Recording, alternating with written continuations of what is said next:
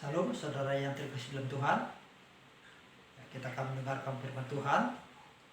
Sebelum kita mendengarkan firman Tuhan, mari saudara kita semua mati berdiri. Kita bersatu dalam doa. Terpujilah Engkau Allah yang hidup, Allah yang bertata dalam kerajaan surga, Allah yang puji, kami sembah, kami agungkan, dan kami muliakan di dalam nama Tuhan dan Juru Selamat kami, Yesus Kristus. Terima kasih Bapak yang baik, kami syukur Kau masih berikan kami kesehatan, kekuatan, dalam sedih. Sehingga hari ini Tuhan kami boleh kembali berkumpul, beribadah kepada Engkau, memuji muliakan nama-Mu. Terima kasih Bapa, Engkau telah berkenan atas ibadah kami, Engkau ada di tengah-tengah ibadah kami. Bukti bahwa Engkau berkenan atas ibadah kami. Terima kasih Bapak yang baik, saya ini Bapak kami mau belajar akan firman kebenaran-Mu. Mari tolong kami Bapak, berikan kami hikmat, pengertian untuk boleh mengerti, memahami akan firman kebenaran-Mu ya Bapak. Sehingga itu boleh membuat kami Tuhan, meneguhkan kami, semakin membuat iman kami bertumbuh di dalam Engkau ya Bapak yang baik. Hamba-Mu yang tidak lebihnya dari hadir, sembunyikanlah hamba di belakang salib-Mu ya Bapak. Bila setiap perkataan yang keluar dari mulut itu berasal dari Engkau, membangun setiap kami yang mendengarkannya. Silakan ya Bapak, waktu ini kami serahkan sepenuhnya ke dalam tangan-Mu. Di dalam nama Tuhan dan Juru Selamat kami Yesus Kristus, kami berdoa dan mengucap syukur. Haleluya, haleluya, amin. Ya. Baik saudara yang terkasih Tuhan, ya. Firman Tuhan hari ini kita akan berbicara tentang iman yang berdampak. Nah, iman yang berdampak. Kita buka di dalam Matius. Ya. Kita buka di dalam Matius pasal yang ke-17, ayatnya yang ke-14 sampai yang ke-21. Ya. Matius pasal 17, ayatnya yang ke-14 sampai yang ke-21. Ya, perikop di atas, Yesus menyembuhkan seorang anak muda yang sakit ayan. Ya. Yesus menyembuhkan seorang anak muda yang sakit ayan. Matius 17 ayat 14 sampai 21. Kalau sudah dapat, kita baca bersama-sama dalam hitungan yang ketiga. 3, 2, 1. Ketika Yesus dan murid-muridnya kembali kepada orang banyak itu, datanglah seorang mendapatkan Yesus dan menyembah. Katanya, "Tuhan, kasihanilah anakku, ia sakit ayan dan sangat menderita. Ia sering jatuh ke dalam api dan juga sering ke dalam air. Aku sudah membawanya kepada murid-muridmu, tetapi mereka tidak dapat menyembuhkannya." Maka kata Yesus, "Hai kamu angkatan yang tidak percaya dan yang sesat, berapa lama lagi aku harus tinggal di antara kamu? Berapa lama lagi aku harus sabar terhadap kamu? Bawalah anak itu kemari." Dengan keras Yesus menegur dia. Lalu keluarlah setan itu daripadanya, dan anak itu pun sembuh seketika itu juga. Kemudian murid-murid Yesus datang, dan ketika mereka sendirian dengan dia, bertanyalah mereka, "Mengapa kami tidak dapat mengusir setan itu?" Ia berkata kepada mereka, "Karena kamu kurang percaya. Sebab aku berkata kepadamu, sesungguhnya sekiranya kamu mempunyai iman sebesar biji sesawi saja, kamu dapat berkata kepada gunung ini, 'Pindah dari tempat ini ke sana,' maka gunung ini akan pindah, dan takkan ada yang mustahil bagimu. Jenis ini tidak dapat diusir kecuali dengan berdoa dan berpuasa." Nah, saudara yang terkasih Tuhan, dari pembahasan ini kita bisa melihat bahwasanya ada seorang bapak-bapak yang punya suatu masalah. Ya. Nah, masalahnya adalah anaknya. Ya. Anaknya yang mengalami kerasukan. Ya.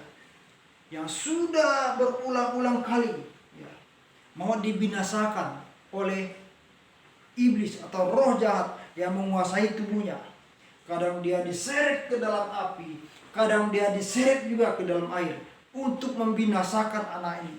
Nah, saudara, ini sebuah persoalan masalah yang dihadapi oleh dia. Nah, dalam masalah ini dia mencoba meminta bantuan. Dia minta tolong. Dia datang kepada murid-murid Yesus untuk minta kesembuhan. Tapi apa yang terjadi, saudara? Ternyata murid-murid Yesus yang pada saat itu ada di situ, mereka tidak bisa berbuat apa-apa.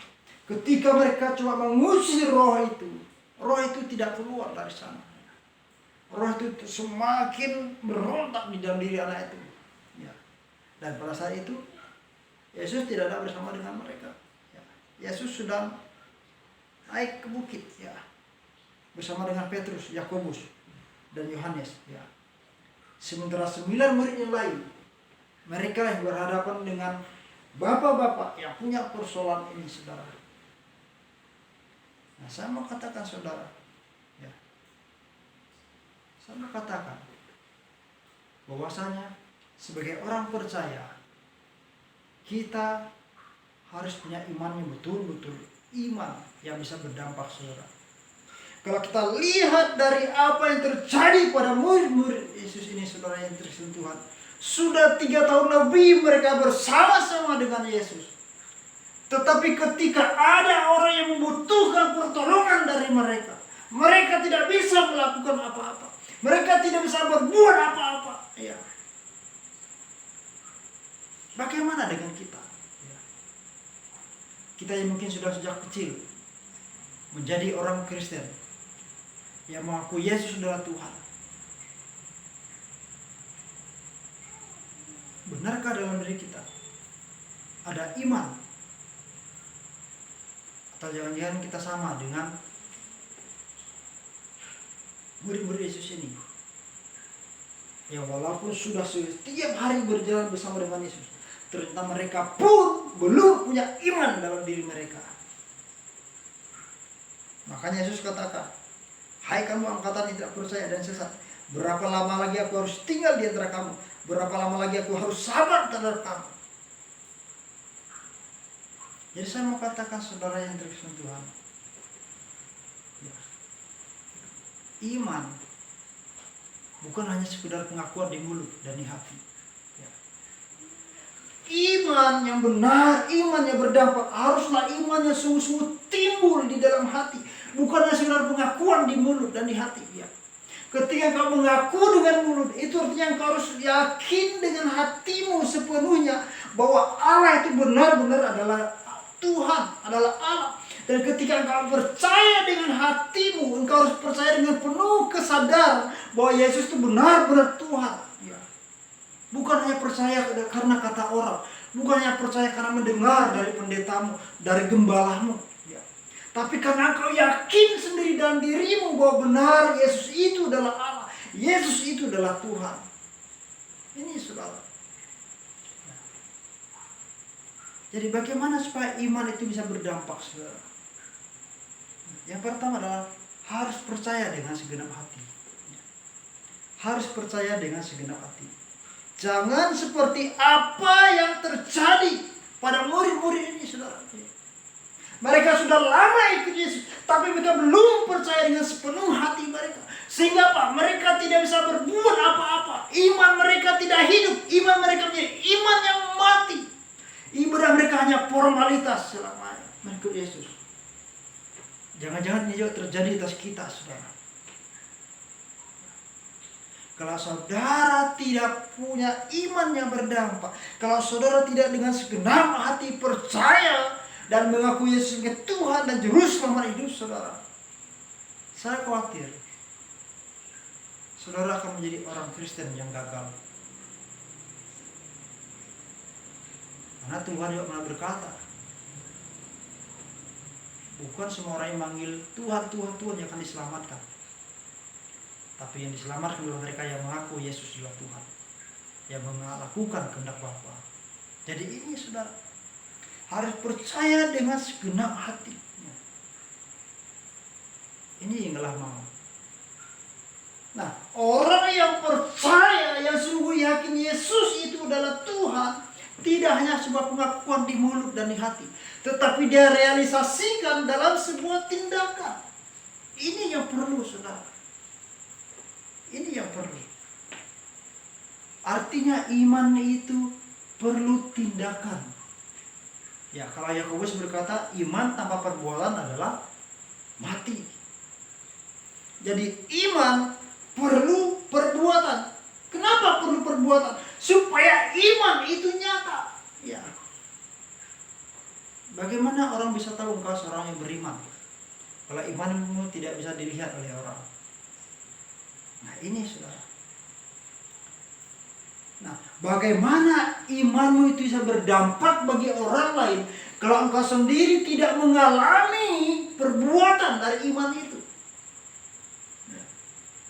Sehingga kita tidak hanya seperti seorang guru yang mengatakan kepada murid-muridnya, 10 bagi 2 dapat 5. Hanya itu. Tapi kita menjadi guru yang baik, guru yang benar, yang bukan hanya mengatakan 10 bagi 2 dan 5, tetapi kita bisa membuktikan itu juga dengan sebuah rumus. Ya. Kita bisa membuktikan 10 bagi 5 itu dengan sebuah jalan. Bagaimana kau bisa dapat seperti ini? Ini saudara. Jadi iman juga perlu dibuktikan saudara. Ya. Sehingga orang yang melihat, orang yang mendengar bisa diteguhkan, bisa dikuatkan, bisa diyakinkan. Ternyata memang benar dia punya iman. Ini saudara. Nah, murid-murid Yesus tidak mempunyai ini. Ya. Selama ini mereka hanya ikut Tuhan dan mendengar. Tapi mereka sendiri tidak melakukan. Ini persoalannya. Dan saya mau katakan, jangan sampai kita yang setia ke gereja, hanya tahu setia datang ke gereja, beribadah, memuji Tuhan.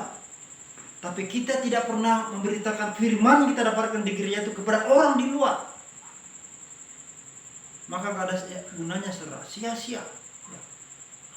Apa yang kau bisa ceritakan kepada orang lain kalau kau sendiri tidak mengalami perbuatan iman itu?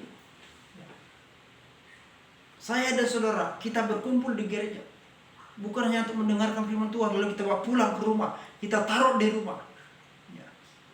Tapi kita datang ke gereja mendengarkan firman Tuhan supaya apa? Supaya kita dibangun, supaya kita mendengarkan kebenaran, lalu kebenaran itu kita serap, lalu kita keluar dari gereja, lalu kita beritakan kepada orang-orang yang belum mendengar Injil. Inilah orang percaya.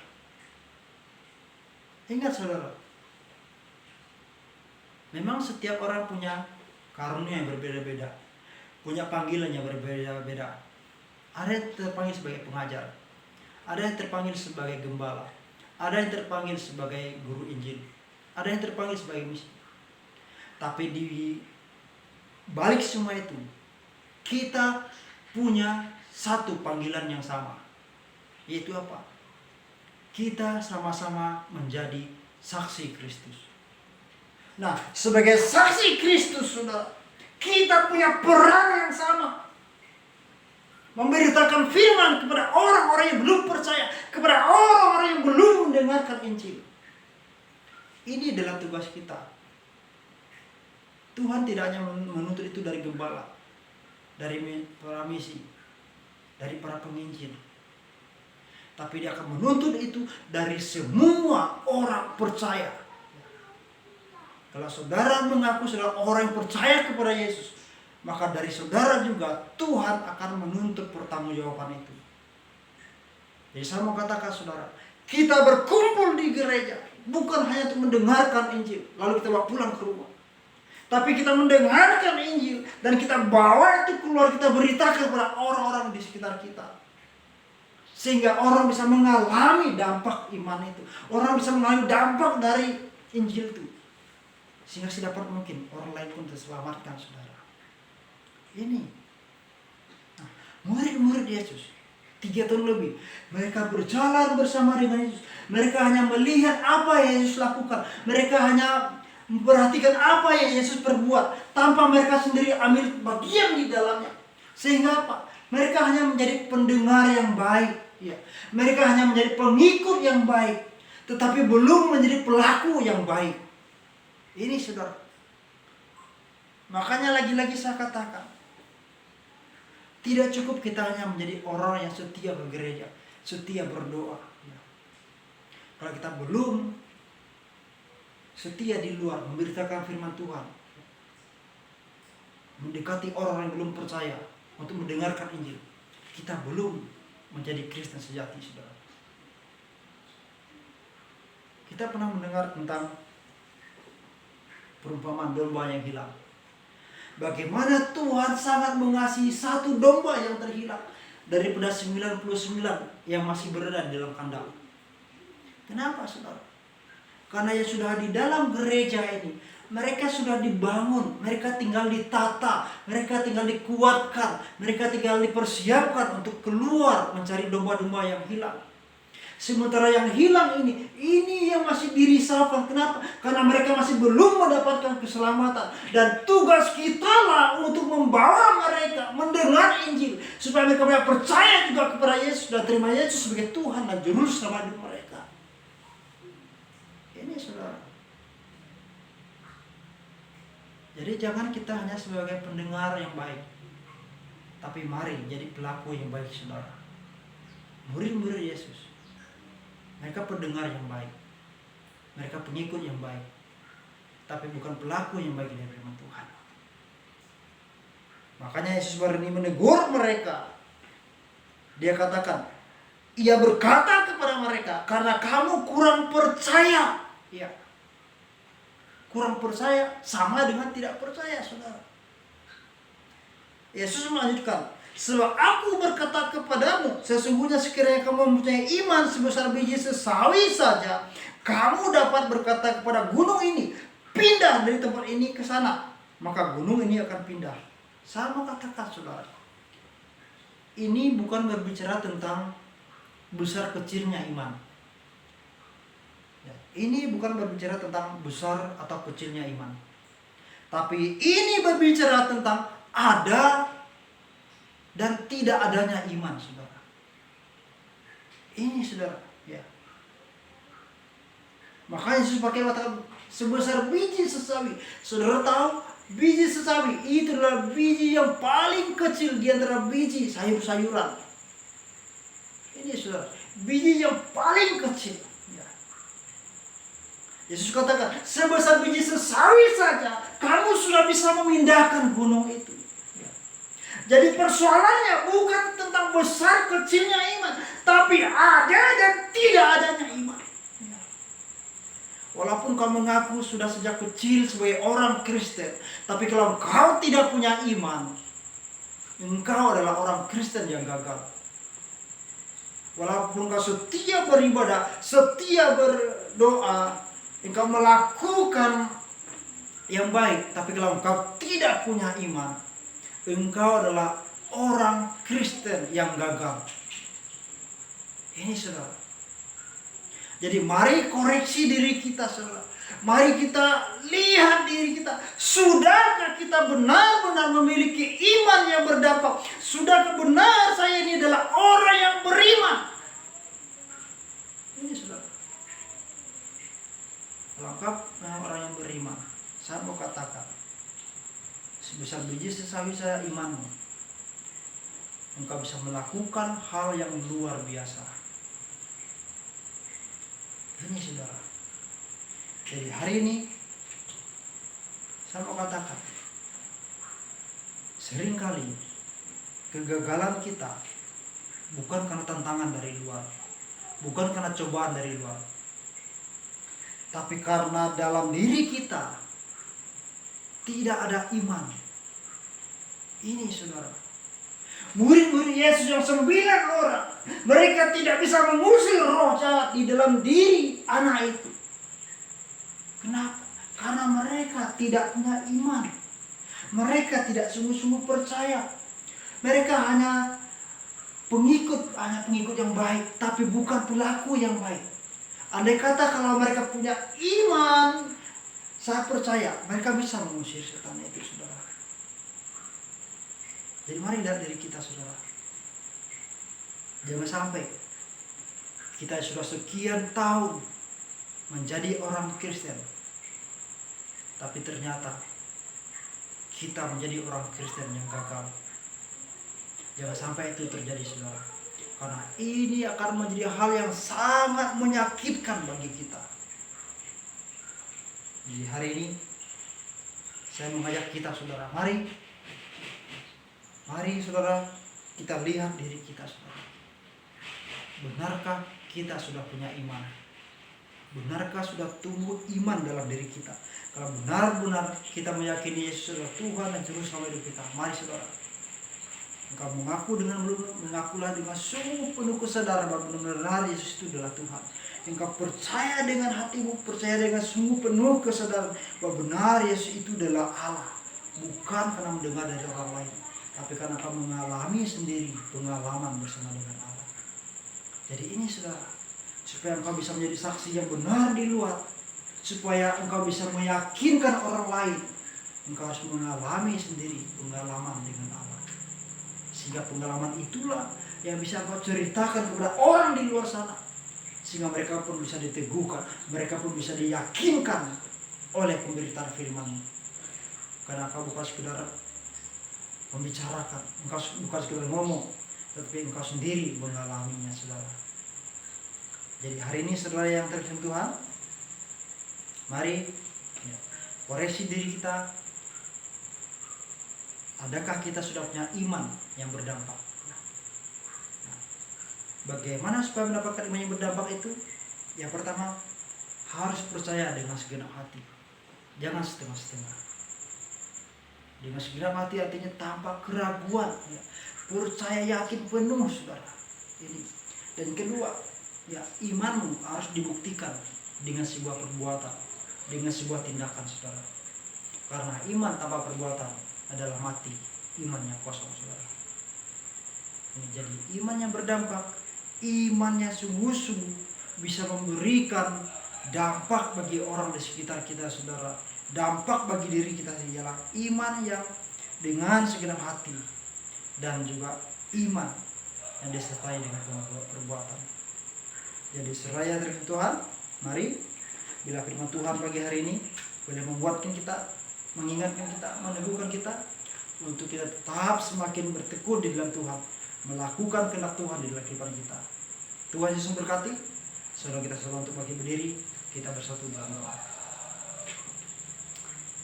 Terima kasih Bapak yang baik, kami syukur Tuhan.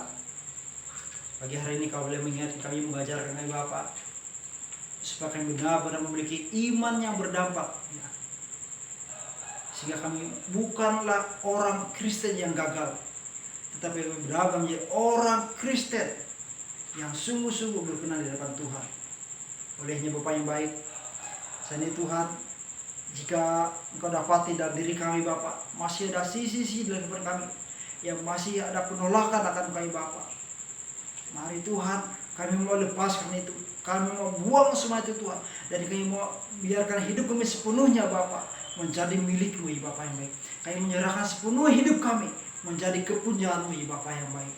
Tuntun kami Tuhan, bimbing kami senantiasa Bapak, arahkan kami Tuhan untuk semakin hari semakin sempurna di dalam Kau, untuk semakin hari semakin hidup berkenan di hadapan-Mu ya Bapak yang baik. Jangan biarkan kami terhilang ya Bapak, bila kami senantiasa tetap berada di dalam kehendak-Mu, rencana-Mu, di dalam perkenanan-Mu ya Bapak yang baik. Terpujilah kami Bapak, ini hidup kami serahkan ke tangan. Kami percaya Engkau lah yang terus menegur kami, bahkan Kau yang terus memberikan penerangan karena firman kebenaran-Mu di dalam kehidupan kami pribadi lepas pribadi. Kami bersyukur ya Tuhan, juga bagi teman-teman kami Bapak yang tidak bersama dengan kami berdoa, Engkau lah juga memberkati mereka ya Tuhan. Engkau mendorong mereka Bapak, segera jemaat-Mu di mana mereka berada. Engkau menyertai mereka Tuhan, berkati dalam kehidupan mereka, dalam masa muda mereka, dalam pekerjaan mereka, dalam rumah tangga mereka, segala yang diperlukan dalam Tuhan kiranya Tuhan buat berhasil. Bila mereka senantiasa bertekun di dalam Tuhan, melakukan kehendak-Mu dalam kehidupan mereka Bapak, segala rencana-rencana yang sudah Engkau tetapkan dalam diri kami Bapak, bila kami mengerjakan semuanya dengan segenap hati kami Bapak yang baik, berikan kekuatan, kemampuan, hikmat senantiasa ya Bapak, untuk dia terus bekerja, melakukan yang sudah Kau tetapkan di dalam kehidupan kami Bapak yang baik. Bahkan Kamu mengurapi mulut bibir lidah kami Tuhan, Kau taruh perkataan-Mu dalam mulut kami Bapak, sehingga dimanapun kami berada ya Tuhan, dengan penuh kuasa Bapak, kami memberitakan firman-Mu, kami menyampaikan kebenaran-Mu ya Bapak yang baik, bagi orang di sekitar kami, terlebih bagi mereka yang belum percaya kepada Kau, sehingga mereka juga boleh mendengarkan firman-Mu, sehingga mereka juga punya kesempatan untuk boleh mengenal Engkau dan menerima Engkau, menjadikan Engkau sebagai Tuhan dan Juru Selamat hidup mereka. Terima kasih Bapak yang baik juga atas bangsa kami Tuhan. Kami berdoa berkati bangsa kami Tuhan, berkati kota kami Bapak. Kami percaya bangsa kami, kota kami, daerah kami akan dilalukan dari virus corona. Bahkan segenap bangsa-bangsa pun Tuhan akan bebaskan dari virus corona. Terima kasih Bapak yang baik. Bahkan juga atas segenap gereja-gerejamu ya Bapak, di mana berada. Engkau senantiasa memakai gerejamu ya Tuhan, menjadi perpanjangan tanganmu ya Bapak, memberitakan firman-Mu ya Tuhan, menyebarkan firman kebenaran Bapak yang baik. Bahkan pakai setiap hamba-hamba Tuhan, para pelayan ya Tuhan, bahkan segenap jemaat ya Tuhan, Engkau pakai kami Tuhan, Engkau berikan kami kesatuan hati, kesatuan iman Bapak, untuk bergerak bersama-sama memberitakan firman kebenaran-Mu ya Bapak yang baik. Terima kasih juga ya Bapak. Kami juga berdoa ya Tuhan atas pembangunan gereja Musa ya Bapak yang terus berjalan ya Bapak yang baik. Kiranya Kau yang terus mampukan kami ya Tuhan, bila Allah yang terus menyediakan setiap dana-dana yang kami butuhkan ya Bapak yang baik, sehingga pembangunan gereja ya Tuhan boleh terus selesaikan tepat pada waktumu, setuju dan kehendak rencana ya Bapak yang baik. Terima kasih Bapak. Bahkan juga Tuhan, sepanjang minggu ini kami serahkan hidup dalam tangan-Mu. Bila kehendak Tuhan, rencana Tuhan itu terjadi atas hidup kami sepanjang minggu ini. Terima kasih Bapak. Bahkan sepanjang hari ini hidup kami juga adalah pertolongan Tuhan, penyertaan Tuhan. Terpujilah Bapak. Dan juga sebentar Tuhan telah kami kembali ke tempat kami masing-masing. Kami percayakan hidup ke dalam tangan Tuhan. Maka sepanjang hari ini bila kehendak Tuhan, rencana Tuhan yang terjadi atas hidup kami. Dan sebelum kami pulang ya Bapak, kami rindu berkat Tuhan menyertai setiap kami. Saudara yang terkasih Tuhan, pulanglah, arahlah hati kepada Tuhan, dan terimalah berkat kepada Tuhan. Anugerah dari Allah Bapa, cinta kasih dari Tuhan kita Yesus Kristus, kuat kuasa pimpinan penyertaan penghiburan para Roh Kudus menyertai kita, menuntun kita, memelihara kita senantiasa. Diberkatilah engkau dalam rumah tangga, masa muda, segala yang kau perbuat dalam Tuhan, kiranya Tuhan buat berhasil. Dijauhkan engkau dari segala kesakitan, mara bahaya dihalaukan dari kehidupanmu. Damai sejahtera, sukacita belaka Tuhan limpahkan di dalam kehidupanmu. Berkat Tuhan menyertai engkau, mulai pagi hari ini, esok bahkan sampai selama-lamanya, di dalam nama Tuhan Yesus Kristus. Yang percaya bersama katakan, amin. Amin. Selamat hari Minggu. Tuhan Yesus memberkati.